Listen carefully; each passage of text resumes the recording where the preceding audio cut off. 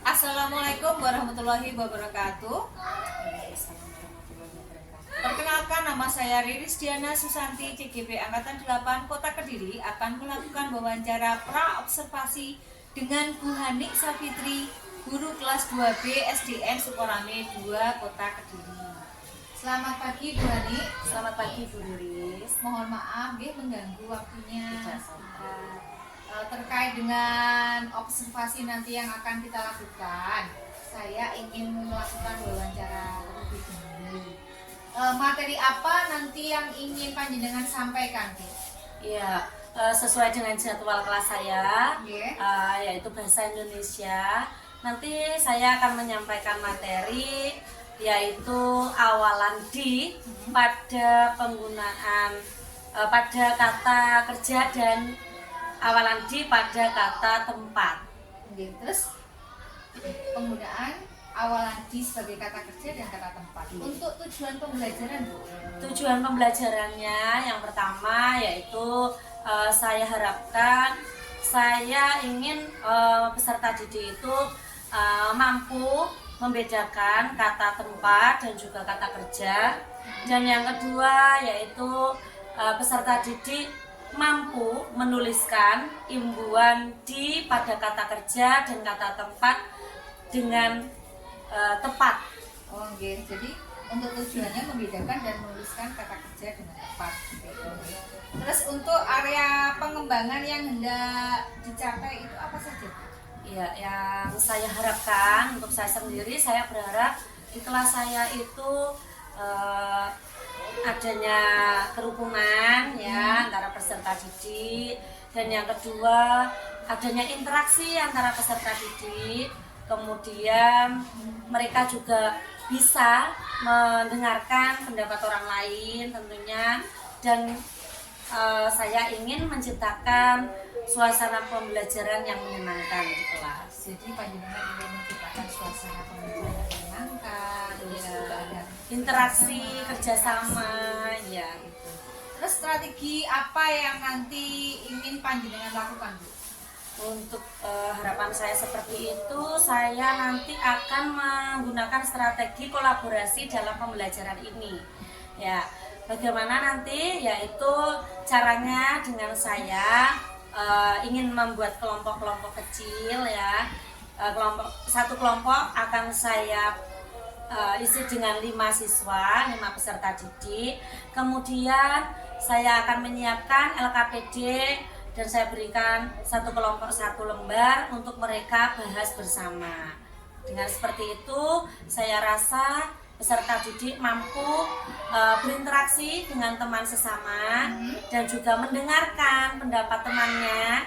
Juga yang menurut saya tentunya pembelajaran kolaborasi ini sangat menyenangkan jika diterapkan di kelas. Terima kasih Bu Hanik. Sepertinya menyenangkan, Insya Allah menyenangkan. Mudah-mudahan sukses untuk Bu Hanik. Terima kasih. Kita bertemu lagi untuk pembelajaran observasi di kelas. Terima kasih Bu Riri. Terima kasih untuk aktivitas hari ini, Assalamualaikum warahmatullahi wabarakatuh. Waalaikumsalam warahmatullahi wabarakatuh. Assalamualaikum warahmatullahi wabarakatuh.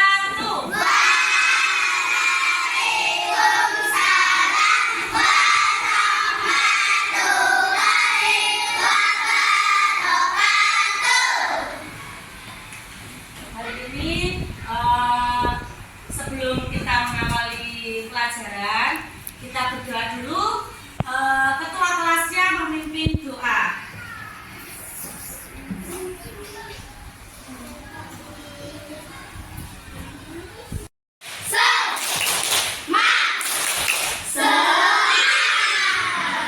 Terima kasih Faiz.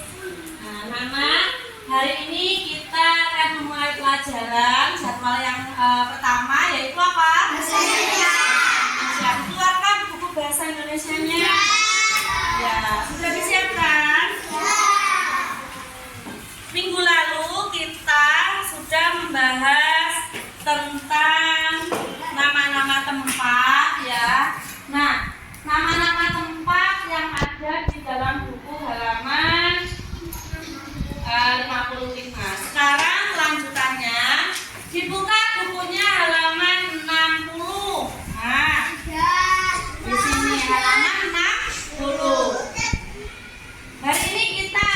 belajar tentang kata ya, kata yang mendapat imbuhan di. Nah, tujuan pembelajaran hari ini yaitu tentang kata yang ada imbuhan di-nya. Nah, apa sih itu? Nah, bisa kita lihat di halaman 60. Coba dibaca oleh Raya, baca ya. Nomor 1 ya.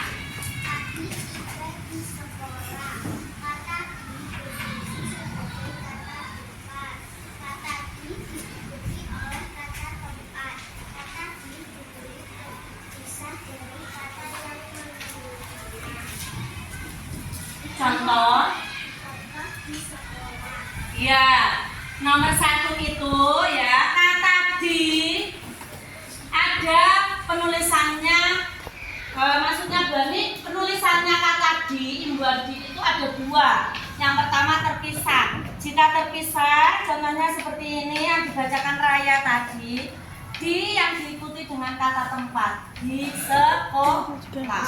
Kemudian nomor 2 dibaca oleh Ayu.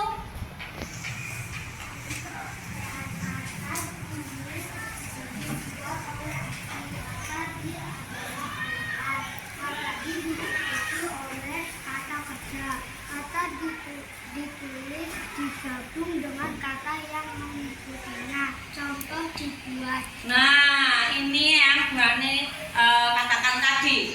Ada yang terpisah dan 60. Nah, di sini halaman 60. Hari ini kita akan belajar tentang kata ya, kata yang mendapat imbuhan di. Nah, tujuan pembelajaran hari ini yaitu tentang kata yang ada imbuhan di-nya. Nah, apa sih itu? Nah, bisa kita lihat di halaman 60. Coba dibaca oleh Raya, baca ya. Nomor 1 ya.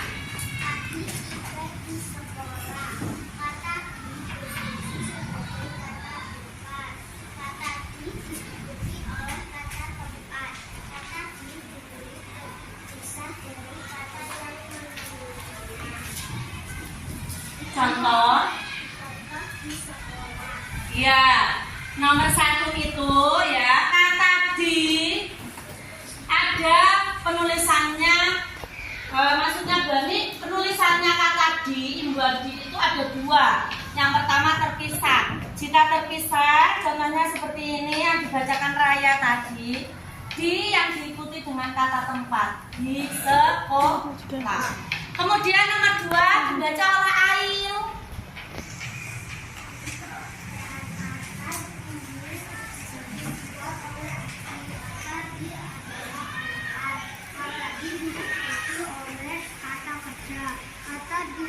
Ditulis digabung dengan kata yang mengikutinya. Contoh dibuat. Nah, ini yang Bani katakan tadi. Ada yang terpisah dan ada yang digabung. Ciri-cirinya apa? Nah, ciri-cirinya yang pertama, kamu harus tahu dulu apa kata tempat dan apa kata kerja. Nah, di sini Bani akan memberikan contoh beberapa kata tempat dan kata kerja.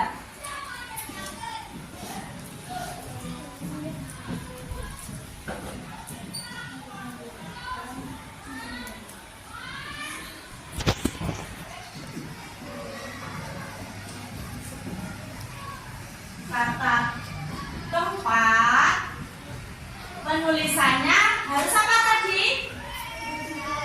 Kalau di kata tempat, penulisannya harus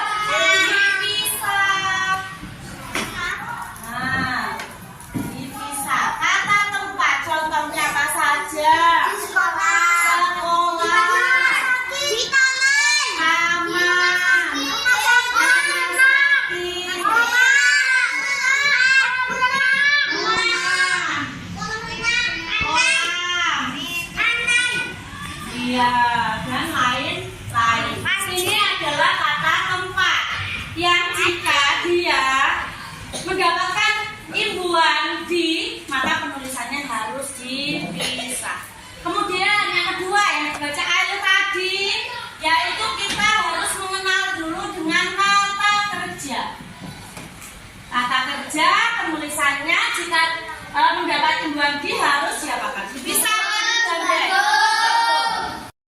Ayo konsentrasi, telolet, jangan lereng. Siap? Siap. Nomor 1. Ya.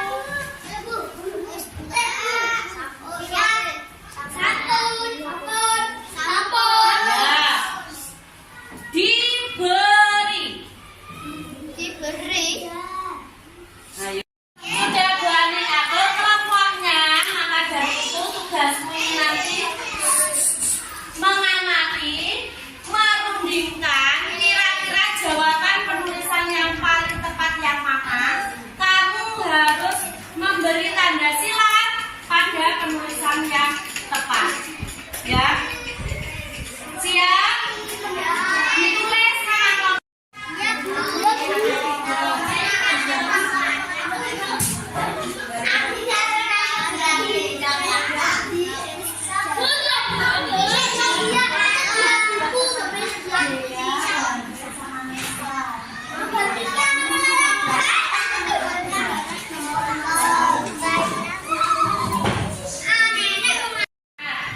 Sudah selesai ya ini tadi kerja kelompoknya.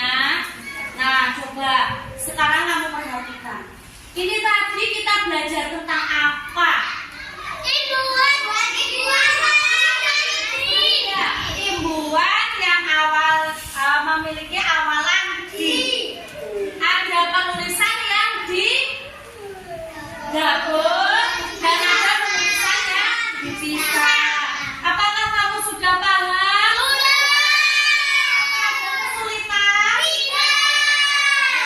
Jadi diingat-ingat ya, imbuhan awalan D jika diikuti dengan kata tempat maka penulisannya harus kalau mendapat imbuhan D belakangnya diikuti kata kerja penulisannya harus digabung ya. Sekarang sudah waktunya mau istirahat. Seperti biasa bukunya, alat tulisnya semua dimasukkan ke dalam tas, garis jadinya.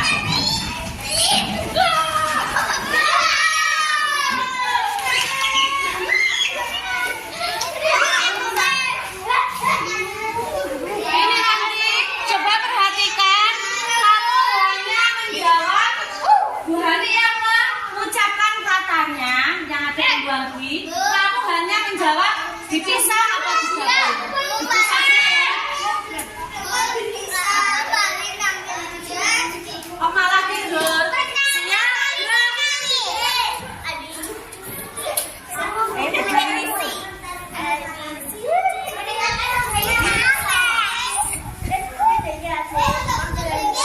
Dipisah apa digabung? Ya, selamat. Assalamualaikum warahmatullahi wabarakatuh. Waalaikumsalam warahmatullahi wabarakatuh. Perkenalkan, saya Ibu Riris Diana Susanti, CKP Angkatan 8 Kota Kediri, akan melakukan percakapan pasca observasi dengan rekan sejawat saya, Bu Hani Saputri, dan Ibu pengajar praktek saya, Ibu. Assalamualaikum warahmatullahi wabarakatuh. Waalaikumsalam warahmatullahi wabarakatuh.